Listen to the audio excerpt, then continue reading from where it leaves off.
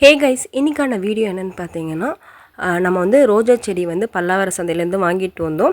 அதை வந்து எப்படி நடவு செய்கிறதா இன்றைக்கி பார்க்க போகிறோம்.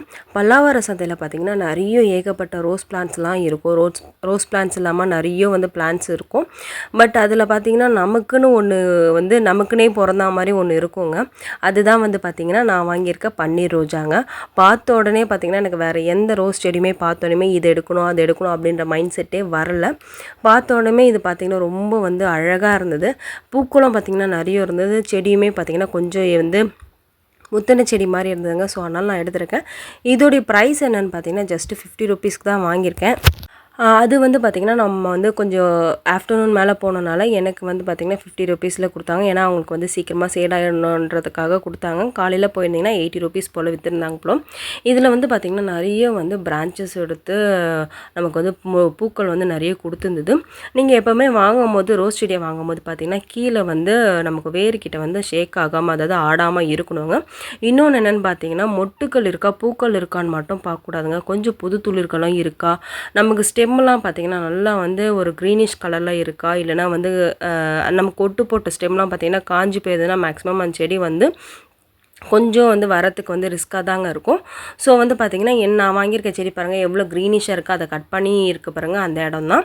ஸோ இந்த மாதிரி வந்து பன்னீர் ரோஸ் வந்து அதிகமாக உங்கள் வீட்டில் வந்து நிறைய பூக்கள் வேணும், நிறைய ரோஜாக்கள் பூக்கணும் அப்படின்னு நீங்கள் நினைக்கிறவங்களா இருந்தீங்கன்னா கண்டிப்பாக வந்து இந்த மாதிரி நாட்டு ரோஸு பன்னீர் ரோஸ் வெரைட்டி வந்து வாங்கி வைங்க. இது பன்னீர் ரோஸ் கிடையாதுங்க, நாட்டு ரோஸ். நான் வந்து வாங்கிட்டு வந்திருக்கேன். வந்துட்டு என்ன பண்ணேன்னு பார்த்தீங்கன்னா இந்த மாதிரி வந்து கவரை ரிமூவ் பண்ணிவிட்டு எக்ஸ்ட்ரா வேர் இருந்ததுன்னா, அதாவது பழைய வேர் இருந்தனால நான் வந்து அடியோட வெட்டாமல் கொஞ்சம் விட்டுட்டு தான் வெட்டியிருக்கேன்.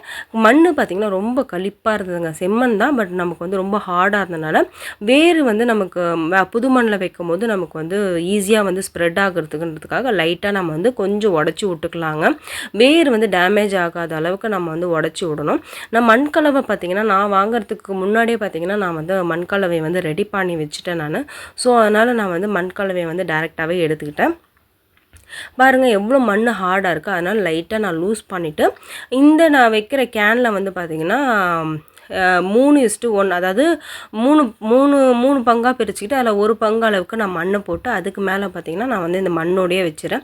எப்போவுமே ரோஜா செடியில் வந்து ஃபுல்லாகவே மண்ணை வந்து நீங்கள் எடுத்துடாதீங்க. மண் கண்டிப்பாக இருக்கணும். அது தாய் மண் சொல்லுவாங்க. அது இல்லைனா கூட வந்து சில ரோஸ் செடிகளோட பிளான்ட்ஸ் வந்து ரோஸ் பிளான்ட்ஸ்னு இல்லைங்க, எந்த பிளான்ட்டாக இருந்தாலுமே வந்து தாய் மண்ணோட நம்ம சேர்த்து வைக்கும்போது சீக்கிரமாக நமக்கு வந்து வேர் வந்து பிடிச்சிரும். அதுக்கப்புறம் பார்த்திங்கன்னா நம்ம மண் வந்து நம்ம யூஸ் பண்ணும் போது டெரஸில் வந்து பார்த்திங்கன்னா இந்த மாதிரி கீழே ஒரு கவர் போட்டு நம்ம யூஸ் பண்ணிங்கன்னா நமக்கு வந்து மண் வந்து அதிகமாக வேஸ்ட் ஆகாது. இன்னொன்று நமக்கு டபுள் வேலையும் இருக்காது. கீழே கொட்டிட்டா நம்ம வந்து நிறைய பெருக்கி எடுக்கணும், அப்புறம் தரையில் ஒட்டிக்கணும். ஆனால் நிறைய ரீசன்ஸ் இருக்கனால ஒரு கவரோ கோனியோ நம்ம யூஸ் பண்ணிவிட்டு இந்த மாதிரி எடுத்து போடும்போது நமக்கு வேலை வந்து சீக்கிரமாக முடியும். எப்போவுமே வந்து ஒரு பிளான்ட்டை நட்டதுக்கப்புறம் என்ன பண்ணணும்னு பார்த்தீங்கன்னா வேர்கிட்ட வந்து லைட்டாக அழுத்தி விடணும். அதாவது வேர் வந்து நமக்கு ஷேக் ஆகாமல் இருக்கணும். நமக்கு லைட்டாக ஷேக் ஆனாலும் வந்து பார்த்திங்கன்னா சில செடிகள் வந்து நமக்கு வந்து பார்த்திங்கன்னா வேர் ஆட்டம் கண்டுட்டா வந்து வராது. அதனால வந்து வேர்கிட்ட வந்து மண் போட்டு சைடில் இருக்க மண்ணை டைட் பண்ணாமல் வேர்கிட்ட இருக்கிற மண்ணை மட்டும் நீங்கள் லைட்டாக வந்து டைட் பண்ணி விட்டிங்கன்னா உங்களுக்கு வந்து சூப்பராக வந்து செடி வந்து பிடிச்சிரும். நம்ம ஃபுல்லாக வந்து ரெடி பண்ணதுக்கப்புறமா கண்டிப்பாக வந்து தண்ணி ஊற்ற மறந்துடாதீங்க.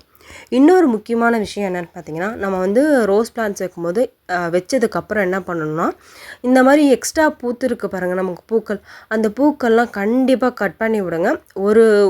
ஒரு கணுக்கள் இருந்து அடுத்த கணுவை வந்து கட் பண்ணி விட்டிங்கன்னா உங்களுக்கு வந்து துளுத்து வரும்போது நிறைய பிரான்ச்சஸ் வந்து புதுசாக நமக்கு வர ஆரம்பிக்கும். ஸோ கண்டிப்பாக நீங்கள் வந்து ரோஸ் பிளான்ட்ஸில் வந்து ரோஸை மட்டும் விட்டுறாதீங்க. இது வந்து புது செடிங்களுக்குன்னு இல்லைங்க, நம்ம ஆல்ரெடி நம்ம வீட்டில் இருக்குனாலுமே பார்க்குறதுக்கு அழகாக இருக்குன்றதுக்காக ரோஸை வந்து அதிலே விட்டுட்டிங்கன்னா கண்டிப்பாக உங்களுக்கு வந்து துளிர்கள் வந்து வர்றது வந்து கொஞ்சம் டிலே ஆகும். அதனால் எப்போவுமே பூத்து முடிச்சதுக்கப்புறமா கண்டிப்பாக வந்து கட் பண்ணி எடுத்துருங்க.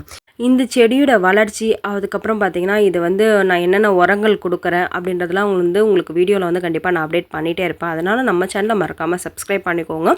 இந்த வீடியோ பிடிச்சி உங்களுக்கு யூஸ்ஃபுல்லாக இருந்துச்சுன்னா இந்த வீடியோக்கு வந்து ஒரு லைக்கும் பண்ணுங்கள். தேங்க்ஸ் ஃபார் வாட்சிங்.